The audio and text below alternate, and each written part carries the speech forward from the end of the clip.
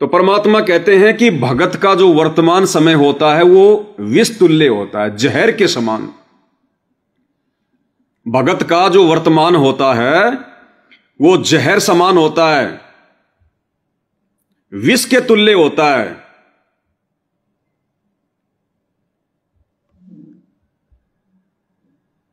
और जो उनका भविष्य होता है वो अमृत के समान होता है, अमृत तुल्य, अमृत के समान होता है। तो वर्तमान में इस परीक्षा के समय में यदि किसी का भविष्य, यदि किसी का वर्तमान अमृत के तुल्य है तो समझ लेना भाई और बहनों वो गलती पर है। और आने वाले समय में उसका भविष्य, उसका जीवन जहर समान होगा। और वर्तमान में जिसका समय जहर के समान है, अगर वो मर्यादा में रहा, दृढ़ रहा, भक्ति नहीं छोड़ी, तो उसका भविष्य अमृत के समान होगा, अमृत के समान, अमृत के समान।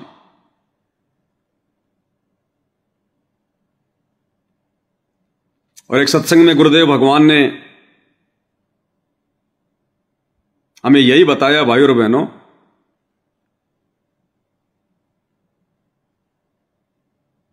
इस सत्संग में पूज्य गुरुदेव भगवान ने बताया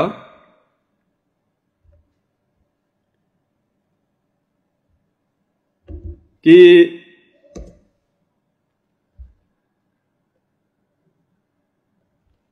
यहां आश्रम में भी आते हैं,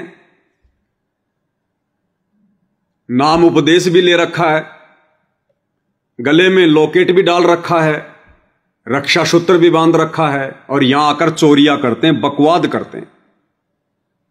और ऐसे निकम्मे आदमी जब बाहर कहीं एक्सीडेंट में मरते हैं तो लोग तो ये कहेंगे भाई ये तो बाबा रामपाल का चेला है, देखो लॉकेट भी वही है, रक्षा सूत्र भी वही है, ये तो बाबा रामपाल का चेला है। लेकिन गुरुदेव ने बताया बाबा रामपाल का नहीं, वो तो काल का चेला है, काल का चेला। ऐसी निकम्मी आत्मा अपना खुद का भी भविष्य बर्बाद करती हैं और संतों को भी बदनाम करती हैं। तो ये उन निकम्मी आत्माओं में से हैं ये सतलोक आश्रम वाले वर्तमान में, जो मनमुखी रूप से इस परीक्षा के समय में अपनी मनमानियां कर रहे हैं, भक्तों के साथ में गुंडागर्दी कर रहे हैं, भगत बनने का दिखावा कर रहे हैं। एक तरफ तो पाठ कर रहे हैं और दूसरी तरफ बेचारे भक्तों को ये लात घूसों से मार रहे हैं, साजिशें रचते हैं, षड्यंत्र करते हैं ये परमात्मा के बच्चों के खिलाफ। तो ये काल के भगत है, काल के भगत। संत रामपाल जी की तो केवल नाम के भगत है, नाम के।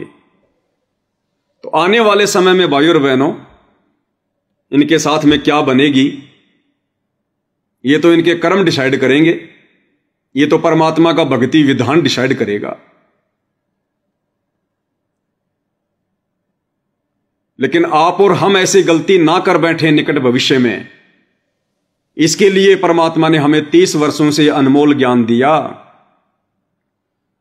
और उसके बाद फिर परमात्मा ने साध संगतियां शुरू करवाई ताकि आत्माएं अपने गुरुदेव भगवान के विधान से परिचित रहें, भक्ति मार्ग पर आंख खोल के चलें, ज्ञान को आधार बनाकर चलें।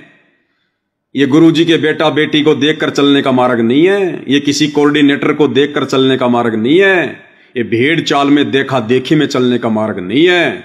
बहुत बड़ा धोखा खा जाएंगे। आज तो छोटी सी बात होगी, लेकिन जब युगों युगों गधे कुत्ते सूअर बनकर कष्ट उठाएंगे या मनुष्य जन्म प्राप्त करके भी दुनिया भर के कष्ट उठाएंगे, कभी एक्सीडेंट में हाथ कटेगा, कभी पैर कटेगा, कभी भयंकर रोग लगेगा, कभी बेटा मरेगा, कभी बेटी मरेगी, तो ये बहुत भयंकर आफत उस समय फिर हमने मोल ले ली होगी, बहुत भयंकर। इसलिए गुरुदेव भगवान ने रजा बख्शी है आप और हम सभी भाई बहनों पर।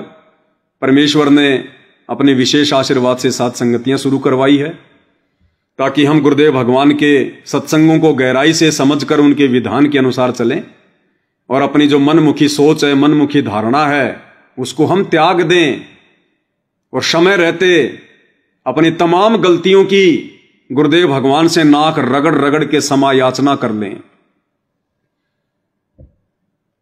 और ऐसे निकम्मे भक्तों की कुसंगति से बचें जिन निकम्मे भक्तों की भूमिका गुरुदेव का कलयुगी बेटा बेटी भाई बंधु रिश्तेदार ये कोऑर्डिनेटर चांद राठी जैसे बसंत सैनी जैसे, ये तो खाली 2 नाम है, इनके जैसे तो सैकड़ों भरे सैकड़ों। उनका केवल यही काम है बस। जैसे बाउंसर नहीं होते हैं, ये क्लबों के बाहर होटलों के बाहर काले काले कपड़े पहन के वो बाउंसर खड़े रहते हैं, उनका यही काम होता है और कुछ काम नहीं होता। खाओ पियो और जब कभी तुम्हारे को मारपीट का आदेश मिले तो मारपीट करो, उनका यही काम होता है। तो इन आश्रमों में 10 20 50 तो ऐसे गुंडे बैठे रहते हैं, बस वो खाओ पियो मौज मस्ती करो और जब किसी को मारने पीटने का आदेश हो तो बस वो काम करो, उनका यही काम होता है। तो भाई और बहनों, आप और हमने शिक्षा लेनी है, क्योंकि परमात्मा कहते हैं कि भगत का एक नियम है, भगत किसी से डरता नहीं और भगत किसी से लड़ता नहीं। भगत किसी से लड़ता नहीं और भगत किसी से डरता नहीं। लड़ता इसलिए नहीं क्योंकि उसको अपने भगवान के विधान का ज्ञान होता है, और डरता इसलिए नहीं क्योंकि उसको अपने गुरुदेव भगवान पर विश्वास होता है कि मेरा गुरु समर्थ है, यदि मैं उसकी आज्ञा में चलूंगा, यदि मैं उसके वचन में रहूंगा तो मेरी रक्षा मेरा गुरु करेगा, जैसे प्रहलाद की मीराबाई की। इसलिए इस भक्ति मार्ग पर भगत कभी लड़ता नहीं, भगत कभी डरता नहीं। अन्यथा इन लोगों ने तो मेरे ऊपर झूठा 420 का मुकदमा हिसार में इसी बात को लेकर तो लगाया था कि ये पवन दास जब इसके ऊपर मुकदमा लगा देंगे, एक बार जेल भेज देंगे तो ये डर कर बैठ जाएगा कि भाई अब मैं मैनेजमेंट के खिलाफ कैसे बोलूं, अब मैं मैनेजमेंट के कुकर्मों पर वीडियो कैसे बनाऊं, मुझे तो हर महीने हिसार में तारीख पे जाना पड़ेगा और वहां ये लोग मुझे मारेंगे पीटेंगे तो पवन दास डर जाएगा। इन्होंने यही सोचकर मेरे ऊपर ये झूठा मुकदमा करवाया, अपने भी कर्म फोड़े और गुरुदेव भगवान को भी मानुष मानकर यह साबित कर दिया कि हम गुरु वरु को कुछ नहीं मानते। और दास की भाई सत्संग आधार से परीक्षा थी, दास की परमात्मा परीक्षा ले रहे हैं कि भाई मैंने तो ये कहा हुआ है कि भगत कभी लड़ता नहीं, अपनी तरफ से भगत कोई बकवाद करता नहीं, लड़ाई झगड़ा करता नहीं, और सामने वाला यदि जबरदस्ती करेगा लड़ाई झगड़ा करेगा तो फिर भगत ने डरना नहीं, क्योंकि भगत के साथ फिर भगवान होता है। एक तरफ तो हम अपने भगवान के गुण गा रहे हैं, दिन रात सतलोक की महिमा कर रहे हैं कि आज धरती पर वही भगवान है संत रामपाल जी के रूप में, जिसने भगत प्रहलाद को बचाया, मीराबाई को बचाया। और दूसरी तरफ यदि हम डर कर बैठ जाएंगे, सच का सामना नहीं करेंगे, तो फिर हम काहे के भगत हैं फिर? अरे मरना तो एक ही दिन है, बार बार थोड़ी मरना है, और हमारी मौत भगवान के हाथ में है। अब काल का विधान थोड़ी हमारे ऊपर, अब तो गुरुदेव भगवान का विधान है, और जिस दिन गुरुदेव भगवान चाहेंगे उस दिन मौत होगी। बाकी बसंत सैनी जैसे, चांद राठी जैसे टट्टू, ये कीड़े मकोड़े, ये मच्छर जाए कितना भी बनाते रहो, ये बाल भी नहीं उखाड़ सकते किसी सत्सेवक का, बाल भी। इसलिए हमने लड़ना भी नहीं, हमने डरना भी नहीं, और डंके के चोट पर हमने सच भी कहना है। इसीलिए तो गुरु जी कहते हैं कि कबीर का मार्ग कठिन है, नहीं कायर का काम, और इस पर चला कोई सूरमा या आठों पैर संग्राम। जलाऊं भी, तपाऊं भी, चिमटे से खाल उतारूं, फिर भी जो ले नाम हमारा उसको पार उतारूं। और हर महीने जाएंगे भाई, जब जब तारीख पड़ेगी हिसार में जाएंगे। वकील भी इनके भगत हैं, मेरी तारीख जो करवाता है वो लड़का भी गुरुजी से नाम उपदेशी है। वो सारी सूचना देता है कि हाँ इसकी तारीख हो गई है, अब ये कोर्ट से बाहर निकल गया है, अब ये बाहर आ गया, गेट पर आ गया, सारी सूचना देता है वो भगत है। और चांद राठी जिसने मुकदमा कराया वो भी भगत है, और ये गुंडे जो मारने के लिए आते हैं वो भी भगत हैं। तो भैया अब देखना यह है कि भगत जीतेगा या भगवान जीतेगा। अब देखना यह है कि गुरु की महिमा करने वाले भगत सुरक्षित रहेंगे या काल के गोद में बैठकर ड्रामा करने वालों की जो है ज्यादा चलेगी। अब यह परमात्मा ने देखना भाई, क्योंकि उदाहरण बन रहा है। अगर भगवान के भगत हार गए तो ये उदाहरण बन रहे हैं, एग्जाम्पल बन रहे हैं। आने वाले समय में कोई भगवान की भक्ति नहीं करेगा कोई। अगर भगवान के भक्तों पर अगर आंच आ गई तो असल में अगर कोई भगत है तो कोई भक्ति नहीं करेगा फिर आने वाले समय में। हिम्मत ही नहीं पड़ेगी लोगों की। ये उदाहरण देख देख के कि इतनी मर्यादा में रह रहकर इतने डर डर के भक्ति करने वाले, गुरु की आज्ञा में रहने वाले, गुरु को भगवान मानने वाले, और जब संत रामपाल जी ने उनकी रक्षा नहीं की तो हम क्या भक्ति करें फिर? छोड़ो, कुछ लेना देना नहीं है। ये वर्तमान में हिस्ट्री बन रही है, इतिहास बन रहा है ये। जय हमारा भगत पछोड़ी होई तो हमारा नाम ना लेवे कोई। तो क्या कह रहे परमात्मा कि भगत का लक्षण है, भगत कभी लड़ता नहीं और भगत कभी डरता नहीं।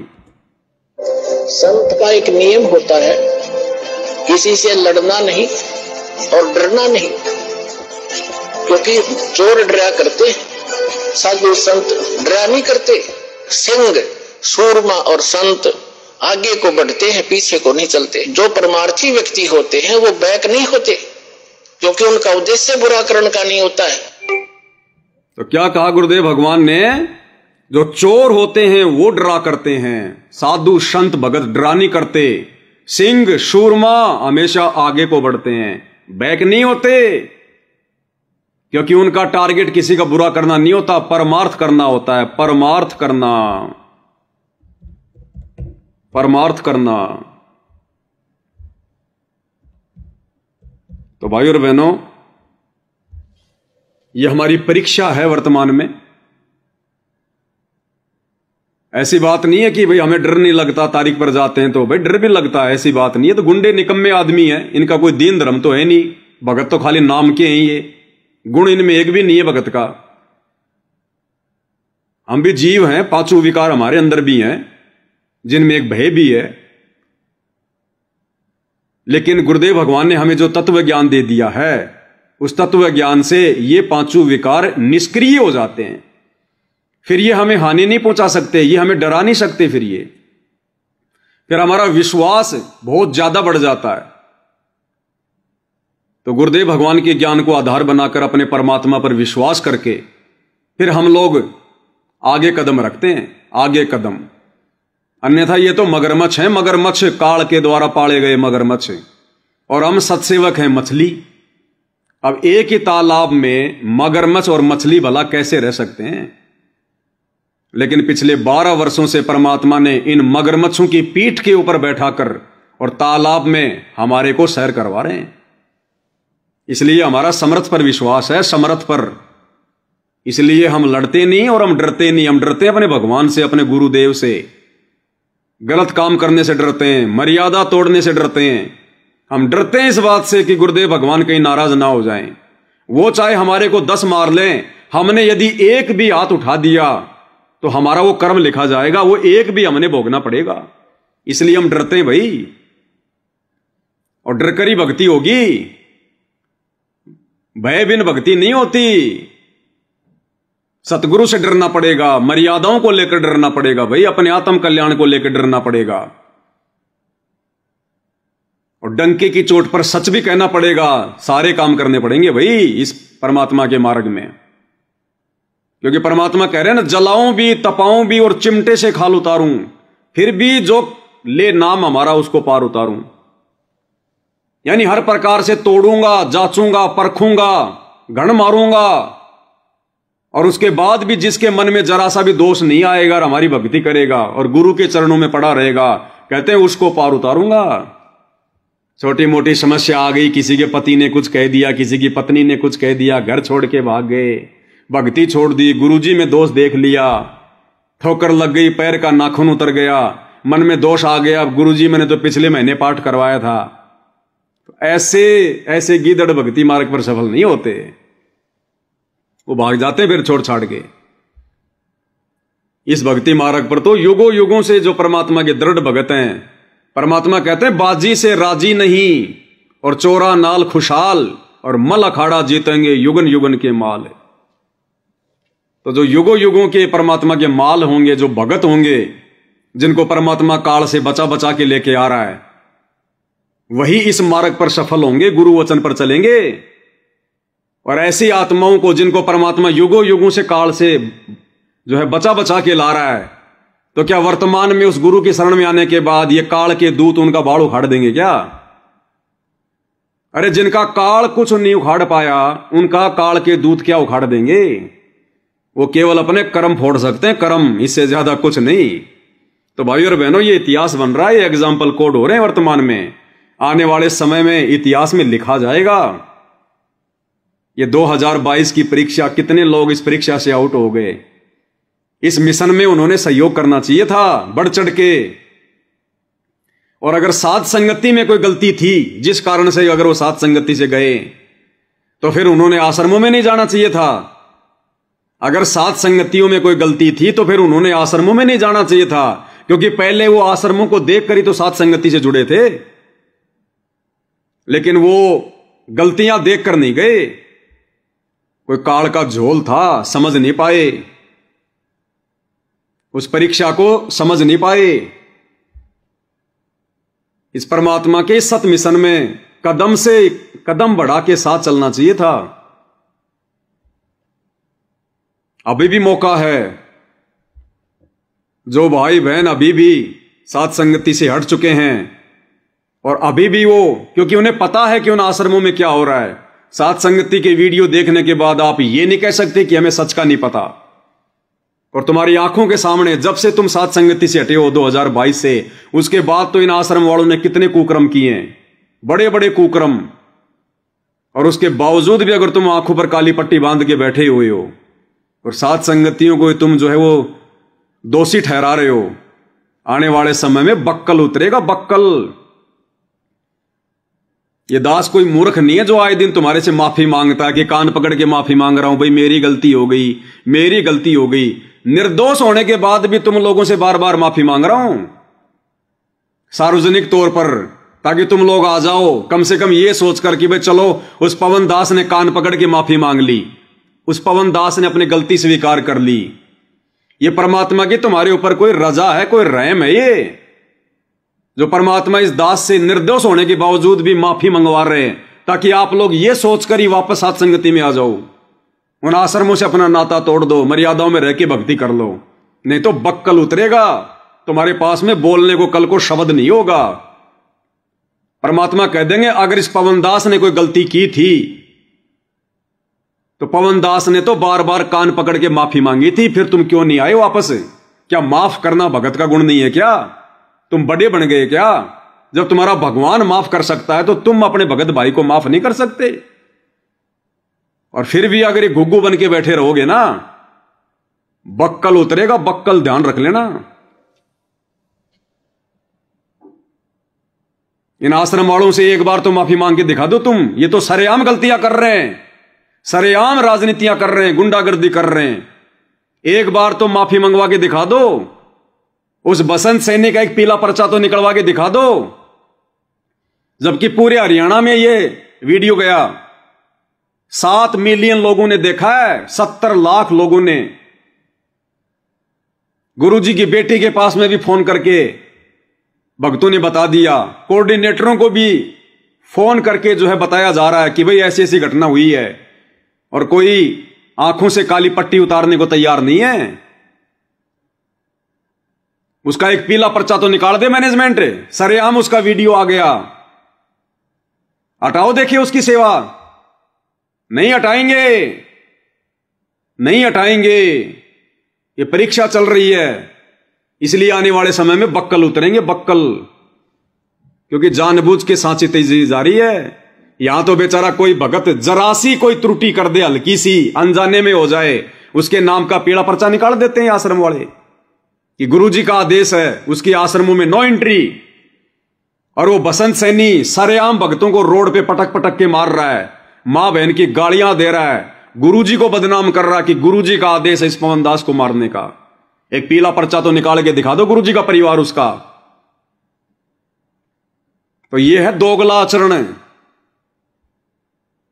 यह है पक्षपात। और ये पक्षपात भाई ये बिंद वाले करेंगे।